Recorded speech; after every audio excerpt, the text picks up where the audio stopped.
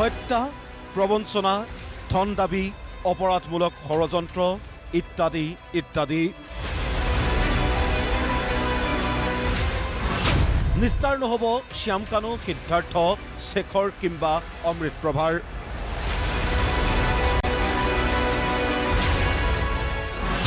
BNSৰ 10টা ধাৰাত জুবিন গাৰ্গৰ হত্যাৰ অভিযুক্তৰ বিৰুদ্ধে চাৰ্জ ফ্ৰেম আদালতৰ। মঙলবাৰে ন্যায়াধীশ শৰ্মিলা ভূঞাৰ নেতৃত্বত গঠিত ফাষ্ট ট্ৰেক আদালতে চাৰ্জ ফ্ৰেম কৰিলে জুবিন গাৰ্গৰ হত্যাৰ গোচৰত অভিযুক্তৰ বিৰুদ্ধে। BNSৰ 7টা ধাৰাত চাৰ্জ ফ্ৰেম সিদ্ধাৰ্থ শৰ্মাৰ বিৰুদ্ধে। 8টা ধাৰাত চাৰ্জ ফ্ৰেম শ্যাম কানু মহন্তৰ বিৰুদ্ধে। 6টা ধাৰাত শেখৰজ্যোতি গোস্বামী আৰু অমৃতপ্ৰভা মহন্তৰ বিৰুদ্ধে চাৰ্জ ফ্ৰেম আদালতৰ। সন্দীপন গাৰ্গৰ বিৰুদ্ধে 1টা ধাৰা আৰু দেহৰক্ষী নন্দেশ্বৰ বৰা আৰু পৰেশ বৈশ্যৰ বিৰুদ্ধে 2টাকৈ ধাৰাত চাৰ্জ ফ্ৰেম আদালতৰ। আৰক্ষীয়ে অভিযোগনামাত দাখিল কৰা ধাৰা অনুসৰি চাৰ্জ ফ্ৰেম আদালতৰ। 8 জুনৰ পৰা হ'ব সাক্ষ্য গ্ৰহণ প্ৰক্ৰিয়া। আজিৰ পৰা আৰু কোনো ধৰণৰ আৰু মিছেলেনিয়াছ হিয়াৰিং নাই। এতিয়া ডাইৰেক্ট আমি সাক্ষী লৈ যাম। 8 তাৰিখৰ পৰা দিন ধাৰ্য কৰা হৈছে, ডেইলি চলিব আৰু সেইমতে আমাক ডাইৰেকশ্যনো দিছে যে আমি যাতে সাক্ষীখিনি একেলগে লিষ্টখন দি দিওঁ। অনাৰেবল কোৰ্টে সাক্ষীখিনি সেইমতে মাতিব। চ' আজি এতিয়া চাৰ্জ ফ্ৰেম কৰিলে against all the accused persons 36, 37, 38 BNSS। 36টো হয় whenever an act is criminal only by reason of it being done with criminal knowledge or intention is done by several persons. তাৰপিছত কিছুমান এগেইনষ্টত কনস্পিৰেচিও আছিল। সন্দীপন গাৰ্গৰ এগেইনষ্টে কনস্পিৰেচিটো নাই, বাকীবিলাকৰ এগেইনষ্টে কনস্পিৰেচি আছিল আৰু যাৰ যি ওপৰত চাৰ্জশ্বিটখন দিয়া হৈছিল সেইমতে কোৰ্টে সন্তুষ্ট হৈ আজি চবৰে এগেইনষ্টে চাৰ্জশ্বিটত দিয়া ধাৰা মতেই চাৰ্জ ফ্ৰেম কৰিছে। জেলত তেওঁলোকক ৰেড অভাৰ কৰি দিছে যে আপোনালোকৰ এগেইনষ্টে এই চাৰ্জ ফ্ৰেম কৰা হ'ল, আপোনালোকে দুখ স্বীকাৰ কৰে নে নকৰে। তেওঁ অনাৰেবল কোৰ্টত তেওঁলোকে উত্তৰ দিলে যে আমি দুখ স্বীকাৰ নকৰোঁ, আমি ট্ৰায়েলৰ কাৰণে প্ৰস্তুত আছোঁ, আমাৰ এগেইনষ্টে ট্ৰায়েল চলিব লাগে। সেইকাৰণে অহা ডেটটো ধাৰ্য কৰিছে 8 জুন।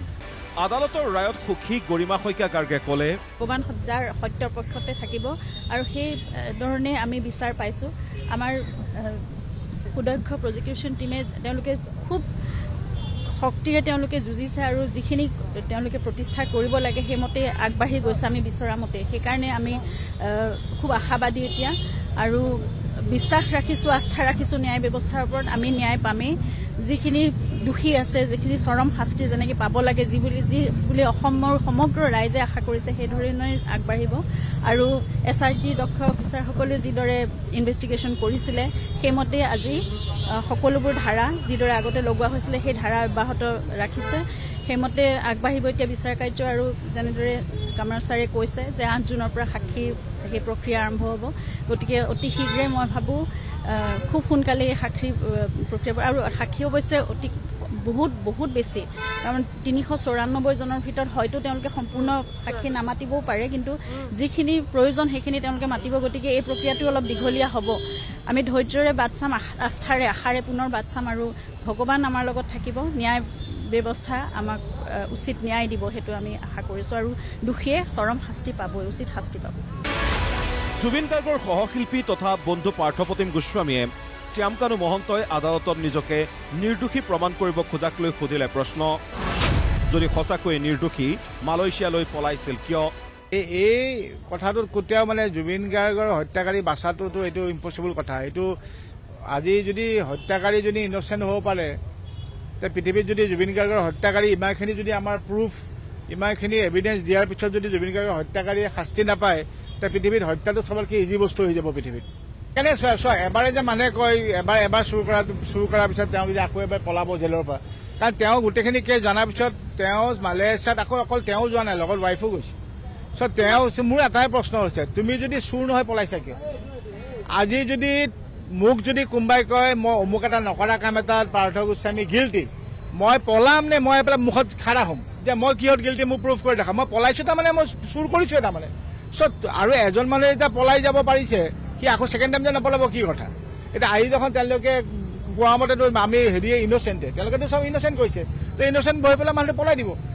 8 জুনৰ পৰা আদালতত হ'বলগীয়া সাক্ষ্য গ্ৰহণ প্ৰক্ৰিয়াৰ সম্পন্ন হোৱাৰ পিছতেই ৰায় দিব আদালতে।